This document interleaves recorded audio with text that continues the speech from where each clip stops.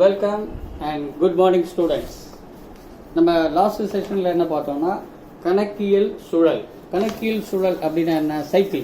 What is accounting சைக்கிள்னு பார்த்தோம்.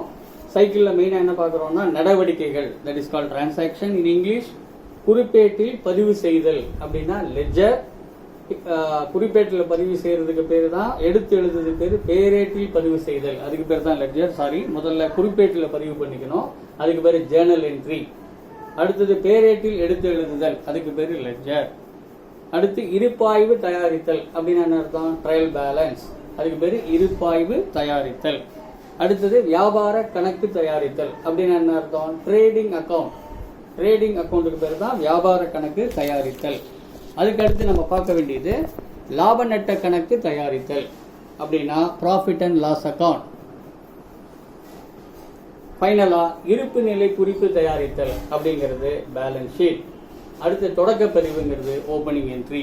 இதுதான் கணக்கியலோட சூழல். ஸோ எனி டிரான்சாக்ஷன் அக்கௌண்டன்சியில் எடுத்தோம்னா இந்த சைக்கிளில் தான் for a particular given period, is a financial year R academic year R accounting year, it will keep rotating. இதுக்கு பேர் கணக்கியல் சுழல். ஸ்டூடெண்ட்ஸ், இன்னைக்கு நம்ம என்ன பார்க்க போறோம்? கணக்கியலோட நோக்கங்கள் என்ன? நோக்கங்கள்னா என்ன அர்த்தம்? What is the objective? இந்த அக்கௌண்டன்சியோட அப்ஜெக்டிவ் என்ன? ஏன் இதெல்லாம் நம்ம பண்றோம் அப்படிங்கிறது தான் இப்போ உள்ள செஷன்.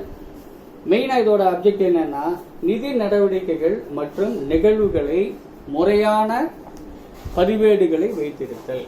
அதாவது ஒரு கம்பெனின்னு ஒன்று நடத்தினா அதுக்கு ப்ராப்பரான டாக்குமெண்ட்ஸு ரெக்கார்டு மெயின்டைன் பண்ணணும். அதான் இதோட நோக்கம்.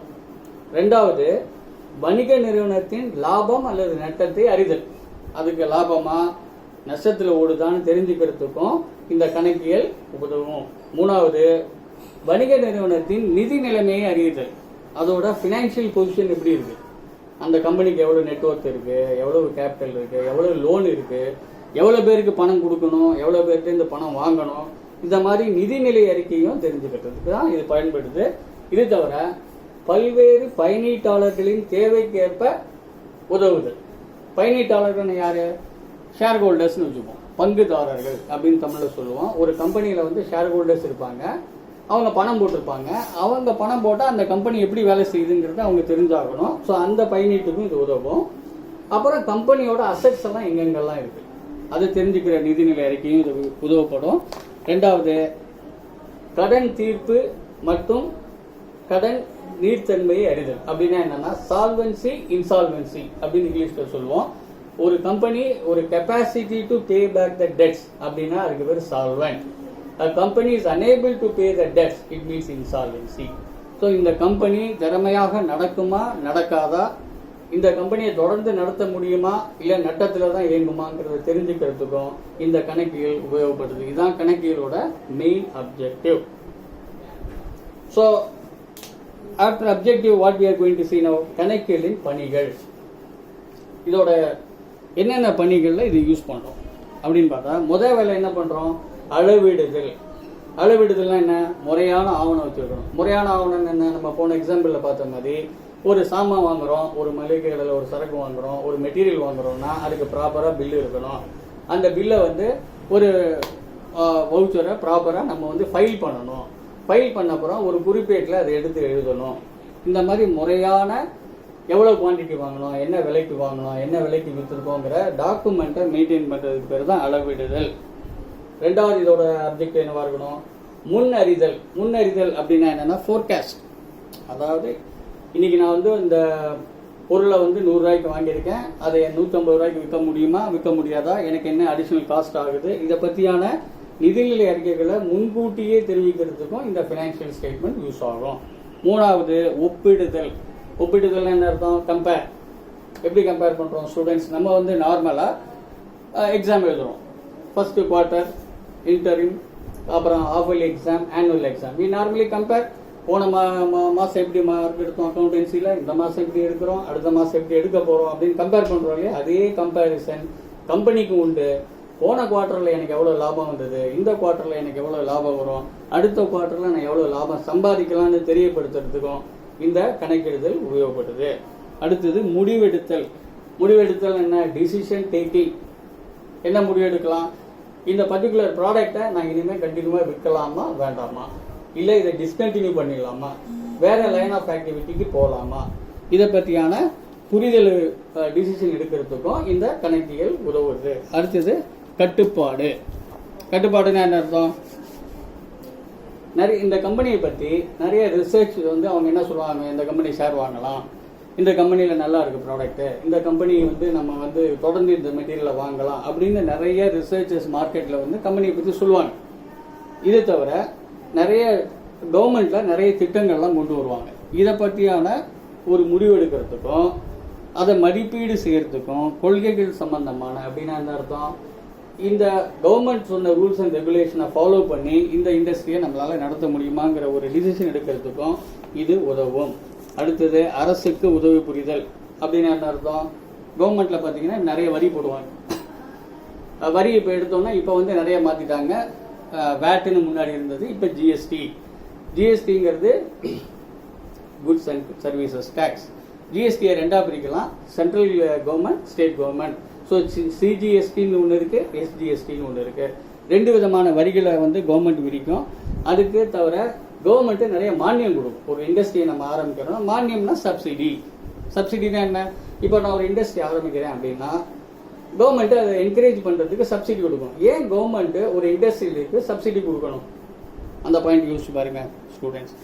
ஏன் கவர்மெண்ட் வந்து ஒரு இண்டஸ்ட்ரி ஆரம்பிச்சா சப்சிடின்னு ஒன்று கொடுக்கணும்?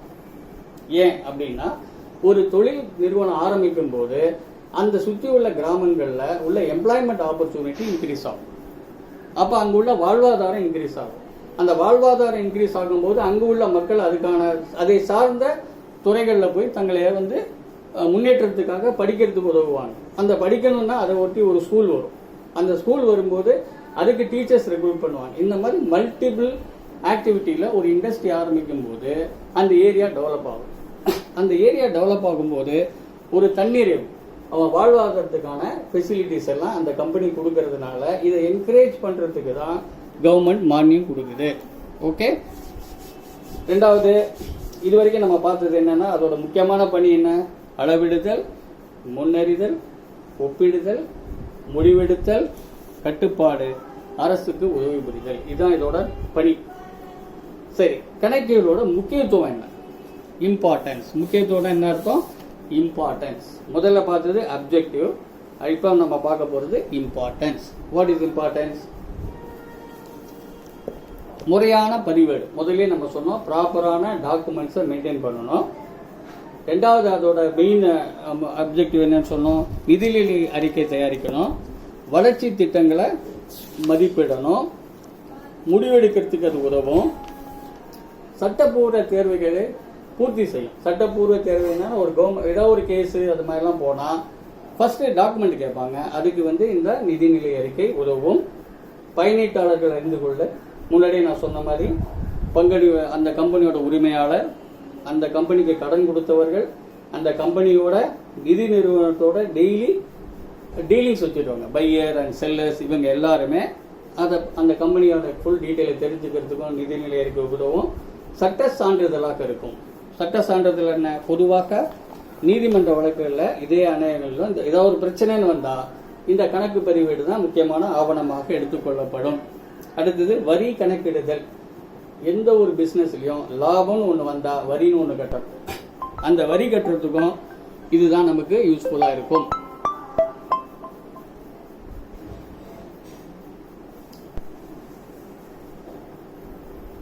அடுத்தது இணைப்பின் போது தீர்வு செய்தல். இணைப்பின் போது தீர்வு செய்தல் அப்படின்னு என்ன அர்த்தம், மெர்ஜர். மெர்ஜர்னா என்ன அர்த்தம், ஒரு கம்பெனியை இன்னொரு கம்பெனியோட நான் இப்போ வந்து மெர்ஜ் பண்ணுறேன். ஏன் மெர்ஜ் பண்ணுறேன், இந்த கம்பெனி ஒன்று லாபகரமாக இயங்கலாம், இல்லை இந்த கம்பெனிக்கு இந்த கம்பெனி சப்போர்ட் பண்ணுற மாதிரி மெட்டீரியல்ஸ் தயாரிக்கலாம். ஸோ மெர்ஜ் பண்ணும்போது எனக்கு அதோடைய வளர்ச்சி அதிகமாக இருக்குங்கிறதுனால அதை தெரிஞ்சுக்கிறதுக்கும் இது உதவிடுது. These are the main objectives of the accounting. இப்போ நம்ம அடுத்து ஸ்டூடெண்ட்ஸ் தெரிஞ்சுக்க வேண்டியது என்னன்னா அடிப்படை கணக்கியல் கலை சொற்கள். கலை சொற்கள் என்ன, டெய்லி டே டு டேல நம்ம என்ன மாதிரி டிரான்சாக்ஷனை அக்கௌண்டிங் டெர்மினாலஜியில் யூஸ் பண்ணுறோம் அப்படின்னு தெரிஞ்சுக்கிறது தான் அடிப்படை கணக்கியல் கலை சொற்கள். ஃபர்ஸ்ட் நம்ம பார்க்க வேண்டியது நடவடிக்கை. ஃபர்ஸ்ட் நம்ம பார்க்க போறது நடவடிக்கை.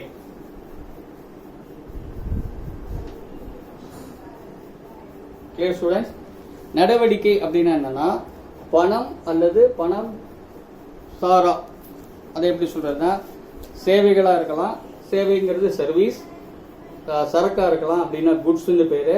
பணம் அல்லது பண மதிப்பு ஒரு நபரிடமிருந்து மற்றொரு நபருக்கு மாற்றம் செய்வதற்கு பேர் தான் நடவடிக்கை.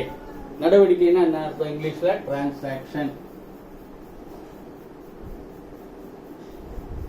டிரான்சாக்ஷன் என்ன ரெண்டா பிரிக்கிறோம், goods service and third one cash.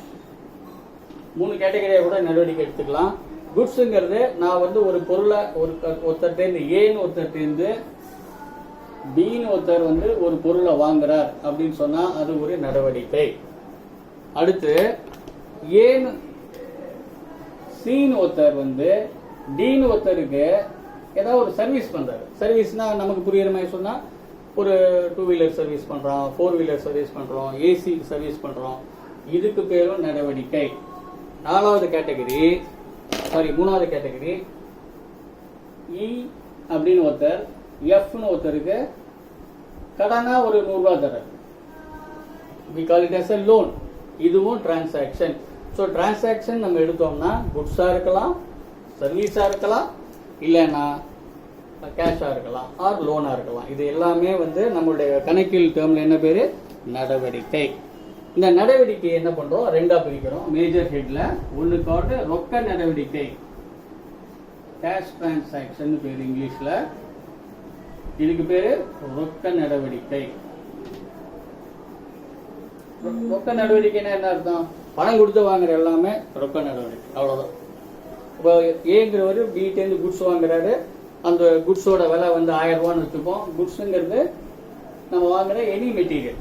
என்ன மெட்டீரியல் வச்சுக்கலாம்? ஃபார் எக்ஸாம்பிள் ஸ்டூடெண்ட்ஸ், நம்ம வந்து இப்போ கடைக்கு போகிறோம், மளிகை கடைக்கு போகிறோம், கிராசரி வாங்குறோம், அவர் 1000 ரூபாய் பில்லு தராரு.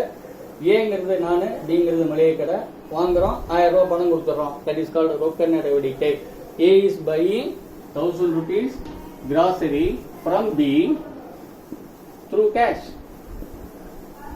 ஸோ இதுக்கு பேரு ரொக்க நடவடிக்கை. ரெண்டாவது டைப் என்னன்னா கடன் நடவடிக்கை. கடன் நடவடிக்கைன்னா என்ன? ரொக்கத்தை உடனே கொடுக்கறது இல்ல. கேஷ் நான் இப்ப கொடுக்க மாட்டேன். இப்ப ஏங்கிறவரு பீட்டா 1000 ரூபாய்க்கு கிராசரி வாங்கியிருக்காரு.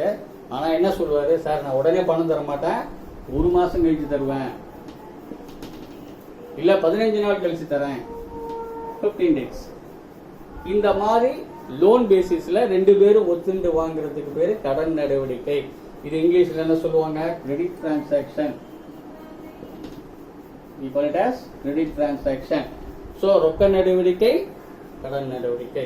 இதான் இப்ப நடவடிக்கையில ஸ்டூடெண்ட்ஸ் 3 கேட்டகரி பார்க்கிறோம்.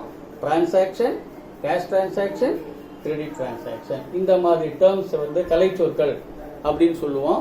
இதை வந்து டே டு டே லைஃப்ல அக்கௌண்டன்சில யூஸ் பண்ணிட்டே இருப்பாங்க. நெக்ஸ்ட் நம்ம பார்க்க போறது கணக்கு. கணக்குன்னா என்ன? Head of accounts. So just be bear students, just be on the line. I will just take you கணக்கு.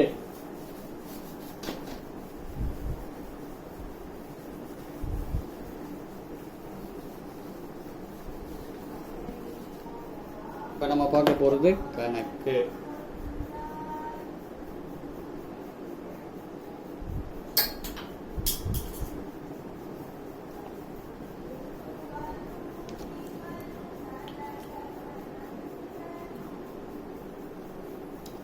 கணக்கு அப்படின்னா ஒரு நபரோட இண்டிவிஜுவல் வருமானங்களையும் செலவினங்களையும் ஒரு டிஃப்ரெண்ட் ஹெட்ல நம்ம வச்சுக்கிறது பேரு தான் கணக்கு.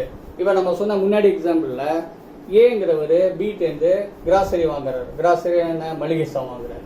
So he has to maintain one account called purchase. ஏன் இது பர்ச்சேஸ் அக்கௌண்ட்?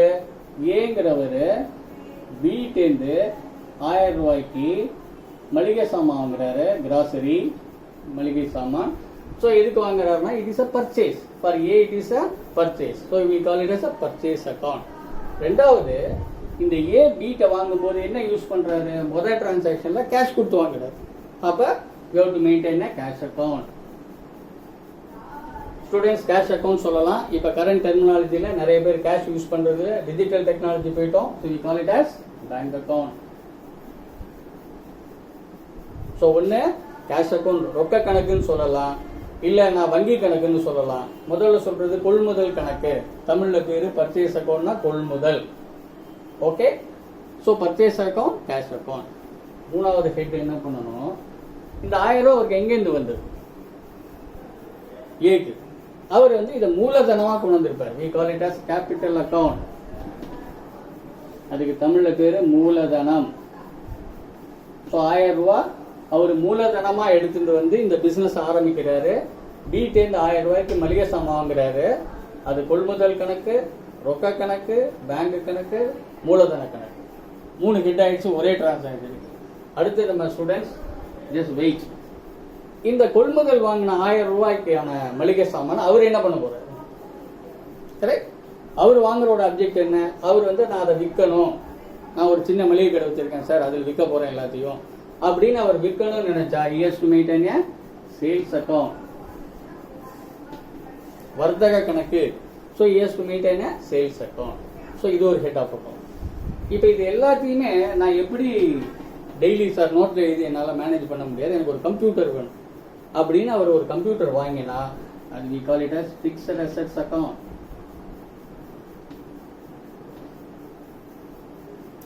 ஸோ ஸ்டூடெண்ட்ஸ், இப்போ நம்ம கணக்கு அப்படிங்கிறது ஹெட் ஆஃப் அக்கௌண்ட்ஸ். எவ்வளோ ஹெட்ல கொண்டு போகலாம் அப்படின்னா ஒரு நடவடிக்கைகளையும் ஒரு டிரான்சாக்ஷனையும் ஒரு ஹெட்டில் கொண்டு வர்றதுக்கு பேர் தான் கணக்கு. Purchase account, cash account or bank account, capital மூலதன account, sales account, fixed assets account, இந்த மாதிரி வேரியஸ் ஹெட் ஆஃப் அக்கௌண்ட்ஸ் கொண்டு போறதுக்கு பேர் தான் கணக்கு. அடுத்தது நம்ம பார்க்க போறது என்ன? முதல். முதல் அப்படின்னா என்ன அர்த்தம்? முதல்ல சொன்ன ஸ்டூடெண்ட்ஸ், இதுக்கு பேரு கேபிட்டல். கேபிட்டல் என்ன? எந்த ஒரு பிசினஸ் ஆரம்பிக்கணும்னாலும் ஒரு சிறிய அமௌண்ட்டை அவங்க வந்து மூலதனமாக கொண்டு வருவார்கள்.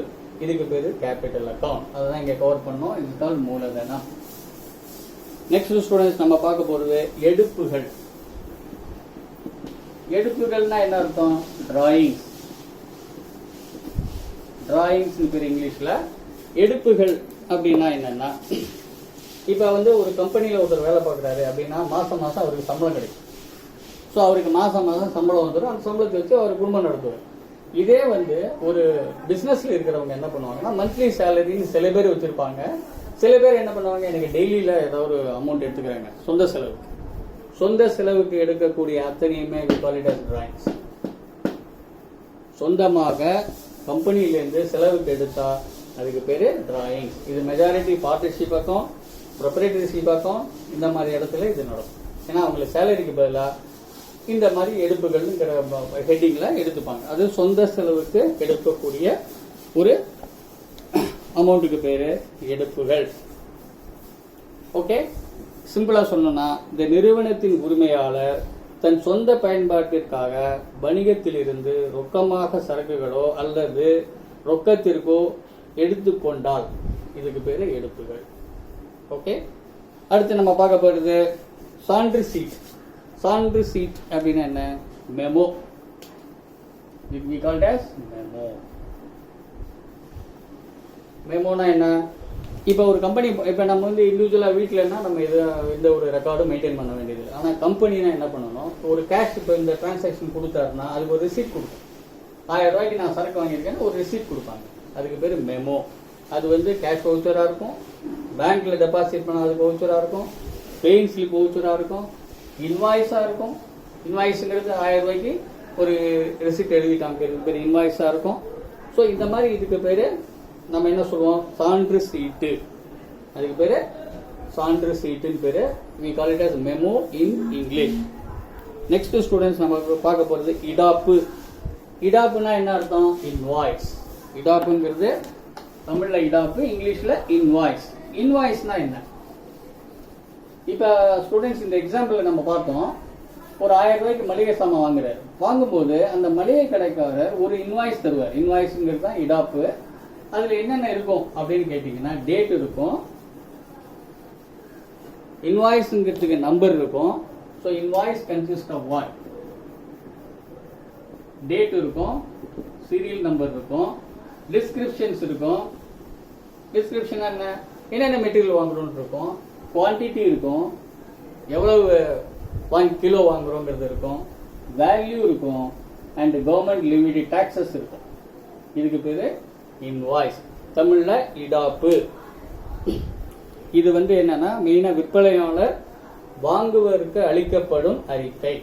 இதுக்கு பேரு தான் இடாப்பு. நெக்ஸ்ட் நம்ம பார்க்க போறது சரக்கு. சரக்குன்னா என்ன? குட்ஸ். சரக்குன்னா என்ன பேரு? குட்ஸ். குட்ஸ்னா என்ன சார் குட்ஸ்? எனக்கு ஒன்றும் புரியல. சப்போஸ் நான் ஏசி கம்பெனி டீல் பண்ணிட்டு இருக்கேன், AC dealer, AC is my goods. நான் furniture dealer, furniture is my goods. நான் மளிகை கடை dealer, grocery is your goods. நான் medical shop dealer, medicine is your goods. So எந்த பொருளோட நம்ம ரெகுலராக தயாரித்து யூஸ் பண்ணிட்டு இருக்கோமோ அது we call it as goods.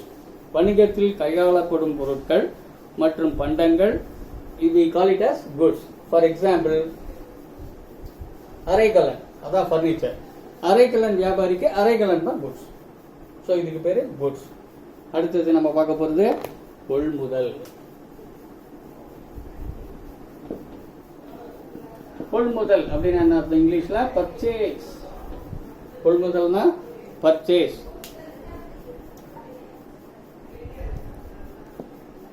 கொள்முதல் இந்த கம்பெனி பிசினஸ் சைட்ல பார்க்கும்போது கொள்முதல் அப்படின்னா எனக்கு இதை திருப்பி விற்கக்கூடிய நோக்கத்தோட வாங்குற எல்லாத்துக்கும் பேரு கொள்முதல்.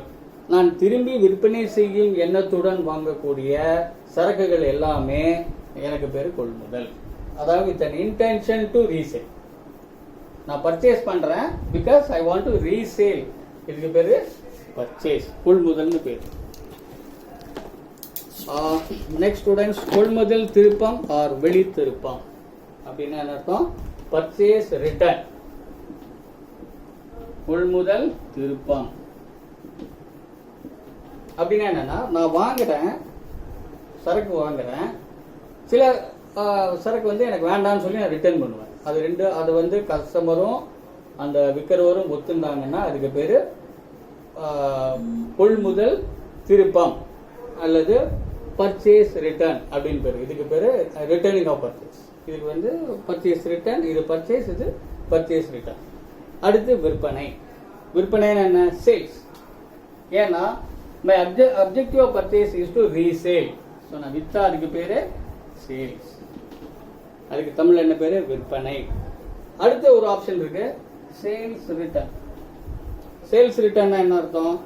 விற்பனை திருப்பம் அல்லது உள் திருப்பம். உள் திருப்பம்னா ரிட்டர்ன் இன்வர்ட். இது வெளி திருப்பம்னு பேரு. ரிட்டர்ன் அவுட்வர்ட், இது ரிட்டர்ன் இன்வர்ட். இந்த வித்ததிலிருந்து இவர் ஒரு போர்ஷனை ரிட்டர்ன் பண்றாரு, அதுக்கு பேரு வெளி திருப்பம். இதனால இதுக்கு பேரு சேல்ஸ் ரிட்டர்ன். கடைசியா நம்ம பார்க்க போறது ஸ்டாக். இது எல்லாம் போக பேலன்ஸ் இருக்கிறதுக்கு பேரு ஸ்டாக். எங்கிட்ட எவ்வளவு ஒன்றும் மீதி இருக்குது. So students, now purchase, purchase return, sales, sales return and stock. This 3 angle I will try to explain you. உங்களுக்கு இதை ஒரு சின்ன ஒரு கால்குலேஷன் மூலமா எக்ஸ்பிளைன் பண்றேன், இன்னும் பெட்டரா புரியும். Stay connected. Good. இப்போ நம்ம டே டு டே லைஃப்ல பர்ச்சேஸ் அப்படின்னு ஒன்று, day to day life example எடுத்துப்போம், ரொம்ப ஈஸியா புரியும். கொள்முதல். இப்போ நம்ம ஊர்ல எடுத்தா கோயம்பேடு மார்க்கெட் தான் ரொம்ப ஃபேமஸ். நம்ம ஊர்ல இருக்கிற ஒரு காய்கறி கடைக்காரர் நேரா கோயம்பேடு போறாரு. 100 பேக் என்ன வாங்குறாரு? கோகனட். தேங்காய் 100 பேக் வாங்குறாரு ஹோல்சேல் மார்க்கெட்ல. ஒரு பேக்கோட விலை 10 ரூபான்னு வச்சு, 10 rupees per bag. Okay, 100 bag coconut 10 ரூபா மேனிக்கு பர்ச்சேஸ் பண்றாரு. யாரு? நம்ம ஊர்ல இருக்கிற லோக்கல் வெஜிடபிள் கடைக்காரர் போய் கோயம்பேடு ஹோல்சேல் மார்க்கெட்ல வாங்குறாரு. ஸோ இதோட விலை எவ்வளவு? 1000. இதுக்கு பேரு பர்ச்சேஸ். 1000 ரூபாய்க்கு கோகனட் 100 பேக், ஒரு பேக் 10 ரூபாய் மேனிக்கு வாங்குறாரு. இதுக்கு பேரு பர்ச்சேஸ். இவர் யார்கிட்ட வாங்குறாருன்னா ஹோல்சேல் டீலர்ட்டேருந்து வாங்குறாரு. மொத்த கொள்முதல் வியாபாரிட்டேருந்து வாங்கிட்டு வர்றாரு. இவர் யாரு? வாங்குறவரு ரீட்டைலர். வாங்குறவர் பேரு ரீட்டைல் ஷாப். சரி, இந்த கோயம்பேடு மார்க்கெட்ல 100 பேக் கோகனட் வாங்கும்போது அவர் என்ன சொல்றாரு? அண்ணாச்சி நான் வாங்கிட்டு போறேன், ஆனா என்னால விற்க முடிஞ்சது விற்கிறேன், விற்க முடியலன்னா கொஞ்சம் ரிட்டர்ன் பண்ணுவாச்சு, நீங்க எடுத்துக்கணும் அப்படின்னு சொல்லும் போது அவரும் அதை ஒத்துக்கிறாருன்னு வச்சுப்போம். ஸோ இவர் என்ன பண்றாருன்னா 100 பேக் வாங்கி போறாரு. ஒரு 2-3 நாள் கழிச்சு ஒரு 20 பேக்கை ரிட்டர்ன் பண்றாரு. Purchase return. இதுக்கு பேரு ரிட்டர்ன் அவுட்வர்ட். ஏன்னா எங்கிட்ட நான் வாங்கினதை திருப்பி வெளியில அனுப்புறதுனால இதுக்கு பேரு ரிட்டர்ன் அவுட்வர்ட். கொள்முதல் வெளி திருப்பம்னு பேர். ஸோ எவ்வளவு வித்திருக்காரு? 980 பேக் சோல்ட். 980 பேக் வந்து வித்துட்டாரு. 20 பேக் விற்க முடியல. அதை ஹோல்சேல் டீலர் என்ன சொல்றாரு? சார் அண்ணாச்சி நீங்க 2 நாள் கழிச்சு உங்களுடைய 20 பேக் என்னால முடியலன்னு திருப்பி கொடுத்தா அதுக்கு பேரு பர்ச்சேஸ் ரிட்டர்ன். ஓகே, இன்னொரு எக்ஸாம்பிள் எடுத்துப்போம். இப்ப மெடிக்கல் ஷாப் எடுத்தீங்கன்னா அவங்க ஹோல்சேல் டீலர் வந்து மெடிக்கல் ஷாப்ல ஒரு 100 டேப்லெட் வாங்குறாங்க. அதுக்கப்புறம் அதுல ஒரு 80 டேப்லெட் விற்கிறாங்க. 20 டேப்லெட் வந்து எக்ஸ்பைரி ஆயிடுது. மெடிக்கல் இதுல பாத்தீங்கன்னா டேப்லெட் பின்னாடி எக்ஸ்பைரி டேட்னு போட்டுருக்கோம். எக்ஸ்பைரி ஆன எந்த ஒரு மெடிசனை விற்கக்கூடாது. They have to return to the wholesaler. அதுக்கு பேரும் பர்ச்சேஸ் ரிட்டர்ன். ஸோ இதுக்கு பேரு because he is purchasing coconut 1000 rupees, he is returning 20 bags. So because 980 is sold. Okay. So இதில் வந்து வேல்யூவில் போட்டிருக்கோம் students. Sorry, just I correct my self. 1000 ரூபாங்கிறது அதோட value. இங்கே நம்ம ரிட்டர்ன் போகிறது குவான்டிட்டி பேஸ். ஸோ எவ்வளோ பேக் வாங்குறாரு? 100 பேக் வாங்கியிருக்காரு. 100 பேக் வாங்கியிருக்காரு. 80 பேக் வித்திருக்காரு. 20 பேக்கை ரிட்டர்ன் பண்றாரு. This we call it as purchase return. இது வந்து quantity base, not value. Sorry. So 1020 கழிக்க கூடாது. 100 பேக் வாங்கியிருக்காரு. 80 பேக் வித்திருக்காரு. அப்படிதான் நான் சொன்ன எழுதும்போது பை மிஸ்டேக்கா 980 எழுதிட்டேன். ஸோ 80 பேக் வித்ததுக்கு அப்புறம் மீதி 20 ரிட்டர்ன் பண்ணா அதுக்கு பேரு பர்ச்சேஸ் ரிட்டர்ன். நெக்ஸ்ட் வருவோம். What is sales? விற்பனை. 80 தான் விற்பனை. கிளியர்? ஸோ இவர் ஹோல்சேலர், இவர் வித்தது வந்து ரீட்டைலர். ரைட். இப்ப ரீட்டைலர் இருந்து என்ன ஆகும் அப்படின்னா நம்மள மாதிரி ஆர்டினரி கஸ்டமர்ஸ் போய் டெய்லி வாங்குவாங்க. ஸோ லோக்கல்ல இருக்கிற மளிகை கடைக்கு போறோம். இப்ப நம்ம இதே தேங்காய் எக்ஸாம்பிள் எடுத்தோம்னா இந்த இவர் 80 தேங்காய் வித்திருக்காரு. நான் ஒரு ஆள். அதுல நான் போய் என்ன பண்றேன்? ஒரு 10 தேங்காய் வாங்கியிருக்கேன். எனக்கு அந்த மளிகை கடைக்காரர் நல்லாவே தெரியும். ஸோ அவர்கிட்ட என்ன சொல்றேன்? சார் 80 பேக் வாங்கிடல, நான் வந்து 20 தேங்காய் வாங்கி போறேன். நல்லா இல்லைன்னா நான் ரிட்டர்ன் பண்ணுவேன் அப்படின்னு ஒரு வார்த்தை சொல்லுவேன். நல்லா இல்லைன்னா நான் ரிட்டர்ன் பண்ணுவேன்னு சொல்லும் போது இந்த மளிகை கடைக்காரர் அக்செப்ட் பண்ணினார்னா நான் வந்து ஒரு 20 வாங்கிட்டு போறேன். அதுல வந்து ஒரு 5 வந்து நாட் குட். ஸோ 15 நான் யூஸ் பண்றேன். இந்த 5 தேங்காய் நல்லா இல்லை. பிரேக் பண்ணி பார்க்கும்போது நான் முதலே கடைக்காரர் என்ன சொல்லிட்டு வரேன்? நான் ரிட்டர்ன் பண்ணுவேன். That we call it as sales return. ஏன்னா இந்த டீடைல் ஷாப்புக்கு 80 சோல்டு பண்ணதுல 20 நான் வாங்கிட்டு போனதுல 5 ரிட்டர்ன் பண்றேன். So this 5 we call it as sales return.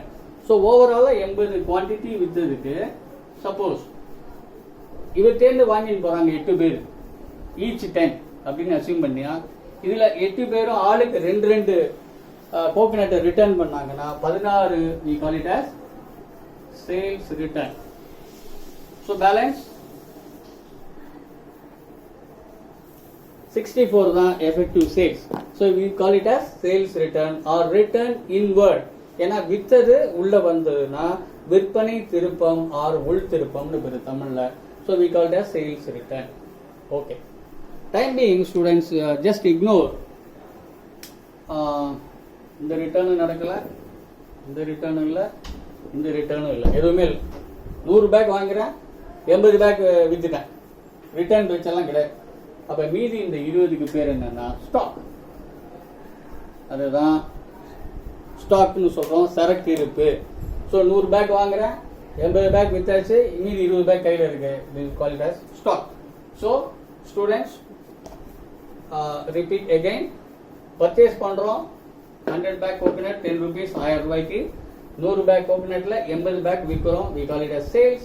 20 bag விற்க முடியலன்னு ரிட்டர்ன் பண்ணா purchase, because 100 bag is a purchase, 20 is a return, so we call it as purchase return. இந்த 80 பேக்ல 16 பேக் விற்க முடியலன்னு திருப்பி வந்தா அதுக்கு பேரு சேல்ஸ். ஏன்னா 80ங்கிறது சேல்ஸ், சேல்ஸ்ல இருந்து ரிட்டர்ன் ஆனா சேல்ஸ் ரிட்டர்ன். ஸோ 64 தான் சோல்டு. ஒருவேளை இந்த ரிட்டர்ன் டிரான்சாக்ஷன் எதுவுமே இல்லை, 100 வாங்குற 80 விற்கிற, மீதி 20 அப்படின்னு சொன்னா ஸ்டாக். அதுக்கு பேரு சரக்கு இருப்பு. இது வரைக்கும் ஸ்டூடெண்ட்ஸ் நம்ம பார்த்த கலை சொற்கள்ல வந்து அப் டு திஸ் பாயிண்ட் நம்ம ஸ்டாப் பண்ணிப்போம் இன்னைக்கு. நாளைக்கு நம்ம வில் கவர் த பேலன்ஸ் கலை சொற்கள். வருமானம்னா என்ன, செலவுனா என்ன, இந்த மாதிரிலாம் இருக்கு. In tomorrow session we will cover. Any doubt students, please write to cdspeak64@gmail.com or 9841283960. Thank you very much.